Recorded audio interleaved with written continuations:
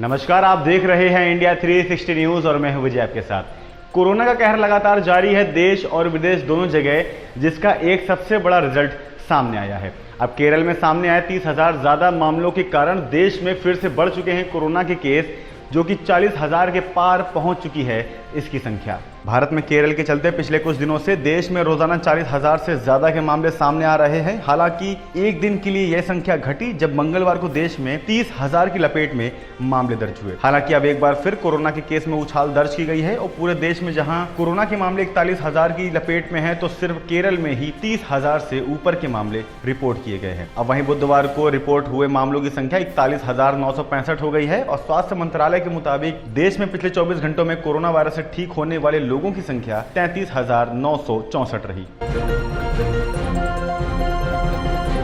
और कोविड का वैक्सीनेशन भी लगातार जारी है, जो कि भारत ने कोविड-19 वैक्सीन की करीब 1,20,00,000 से ज्यादा की डोज लगाकर दैनिक वैक्सीनेशन का एक नया बड़ा रिकॉर्ड बना लिया है। भारत में मंगलवार को रात 8:30 बजे तक कोविड-19 वैक्सीन की करीब 1 करोड़ से अधिक की खुराक लगाई जा चुकी है, जो कि देश में दैनिक वैक्सीनेशन का नया रिकॉर्ड है। और भारत ने आखिरी बार 5 दिन पहले 27 अगस्त को 1 करोड़ का आंकड़ा पार किया था और साथ ही देश में वैक्सीनेशन का कुल आंकड़ा मंगलवार को 65 करोड़ के पार हो गया था।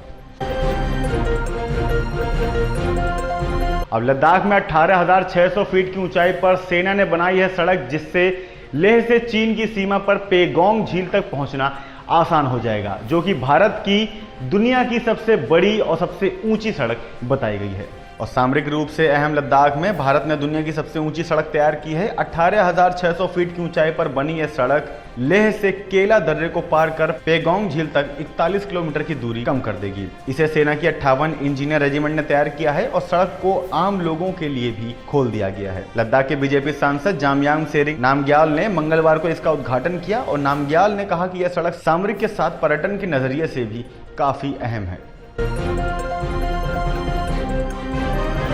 और बारिश का कहर लगातार जारी है। उत्तर भारत से लेकर बाकी कई राज्यों में भी ऐसी घनघोर बारिश हो रही है कि वहां पर कई एरिया और कई मोहल्ले तक जलमग्न हो चुके हैं।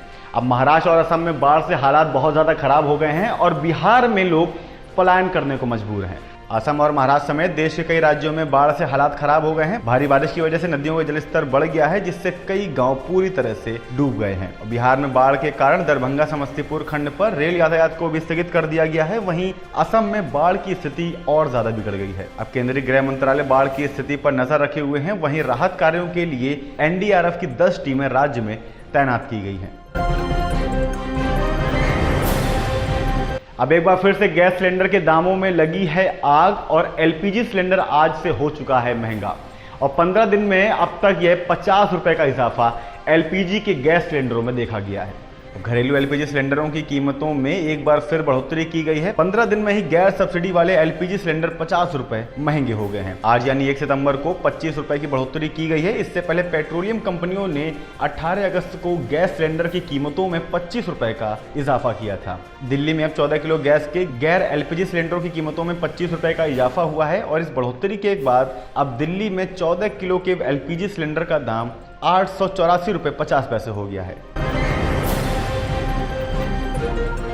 और इसी के साथ में एयर पोल्यूशन से दिल्ली मुंबई वाले गंवा सकते हैं जीवन के 9 साल।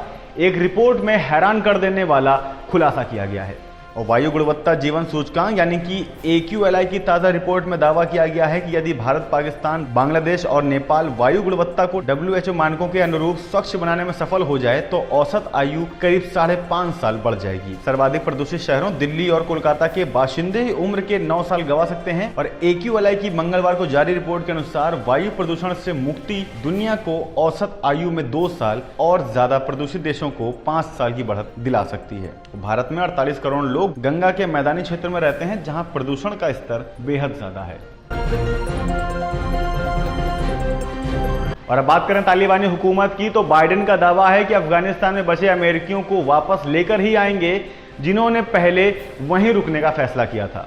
अमेरिकी सेनाओं की अफगानिस्तान से पूरी तरह वापसी के बाद यूएस प्रेसिडेंट जो बाइडेन ने व्हाइट हाउस में एक प्रेस कॉन्फ्रेंस की और बाइडेन ने अफगानिस्तान में फंसे अमेरिकियों को वापस लाने का दावा किया है और साथ ही साथ यह भी कहा कि अभी वहां पर करीब 100 से 200 अमेरिकी नागरिक फंसे हुए हैं और फौजों की वापसी के बाद इन फंसे हुए अमेरिकियों को लेकर बाइडेन की आलोचना की जा रही है। अफगानिस्तान में जितने भी अमेरिकी थे और वापस आना चाहते थे उनमें से 90% वापस आ चुके हैं और जो फंसे हुए हैं उनके लिए कोई डेडलाइन नहीं है और उन्होंने ये कहा है कि हम उन्हें वापस लाने के लिए पूरी कोशिश करेंगे। और इसी के साथ में चीन पर समुद्र से लेकर अंतरिक्ष तक नजर रखेगा अब जापान। साथ ही में 12 लड़ाकू विमान, 5 जहाज और एक पनडुब्बी खरीदी जाएगी जिसका बजट करीब 3.5 लाख करोड़ से ज्यादा का बताया गया है। और साथ ही साथ में यह भी बताया गया है कि यह 8 साल में सबसे ज्यादा और बड़ा बजट होगा। और जापान ने पूर्वी और दक्षिणी चीन सागर में आंखें दिखा रहे चीन से निपटने की तैयारी तेज कर दी है और जापान के रक्षा मंत्रालय ने रिकॉर्ड $50.1 बिलियन यानी करीब 3.5 लाख करोड़ से भी ज्यादा के रक्षा बजट की मांग की है। अगर यह बजट पारित हो जाता है तो यह पिछले 8 साल में जापान की ओर से रक्षा बजट में सबसे बड़ी बढ़ोतरी होगी। और खास बात यह है कि चीन पर नजर रखने के लिए जापान समुद्र से लेकर अंतरिक्ष तक पर खर्च करेगा। और अब बात करते हैं टेक्नोलॉजी की दुनिया की, तो व्हाट्सएप ने 16 जून से 31 जुलाई के बीच 30 लाख से ज्यादा भारतीय अकाउंट्स पर रोक लगा दी है। व्हाट्सएप ने नए आईटी कानूनों के तहत पेश की गई अपनी दूसरी अनुपालन रिपोर्ट में बताया है कि उसने 16 जून से 31 जुलाई के बीच 30 लाख से ज्यादा भारतीय अकाउंट्स पर रोक लगा दी है। व्हाट्सएप ने भारत के कानूनों या प्लेटफॉर्मों के नियमों एवं शर्तों का उल्लंघन की वजह से इन अकाउंट्स पर रोक लगाई है। और अब बात करते हैं खेल जगत की, तो देश छोड़ने वाली पूर्व अफगान फुटबॉलर का कहना है कि अफगानिस्तान में अब महिलाओं का कोई भी भविष्य नहीं है।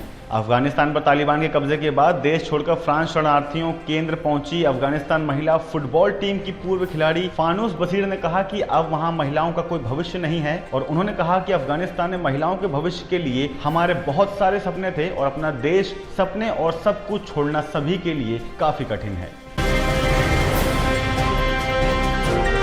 और इसी के साथ में जो रूट का एक बड़ा बयान सामने आया है। उन्होंने कहा है कि अभी तक हमारे गेंदबाजों ने विराट कोहली के खिलाफ शानदार गेंदबाजी की है और हमने उन्हें आउट करने के लिए कई तरीके भी खोजे हैं। और उन्होंने साथ ही साथ यह भी कहा है कि अगर सीरीज जीतनी है तो कोहली को शांत रखना होगा।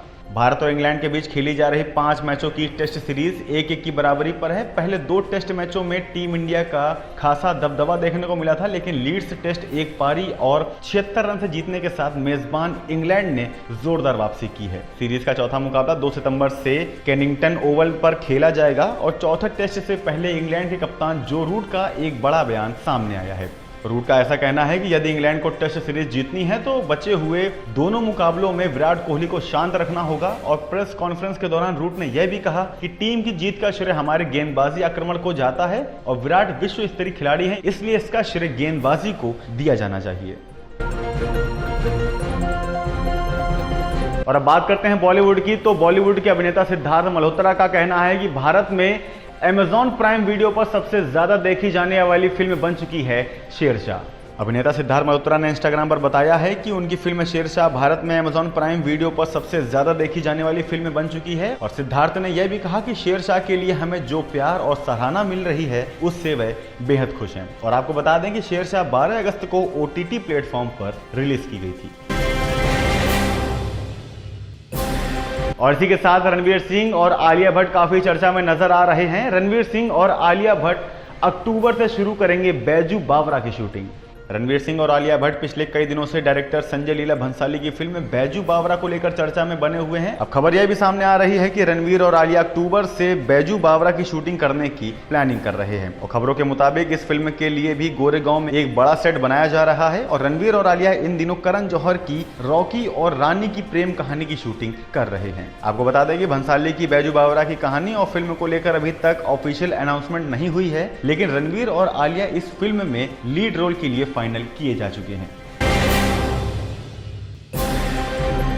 अब बात करते हैं मौसम की, तो दिल्ली और यूपी में कल से भारी बारिश हो रही है और देश के कई हिस्सों में जमकर बादल बरस रहे हैं। और साथ ही साथ में मौसम विभाग ने अलर्ट भी जारी किया है। और राजस्थान हरियाणा की बात करें तो कल से लेकर आज तक कई गुना बारिश हो चुकी है और लगातार बारिश अभी भी जारी है।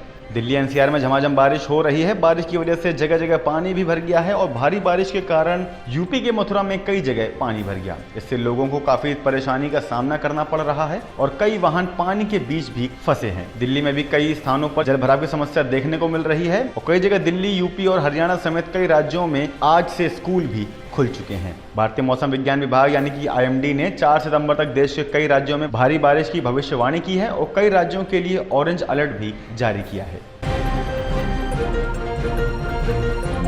ऐसे ही देश और दुनिया की तमाम खबरों के लिए देखते रहिए इंडिया 360 न्यूज, खबर दिन भर की।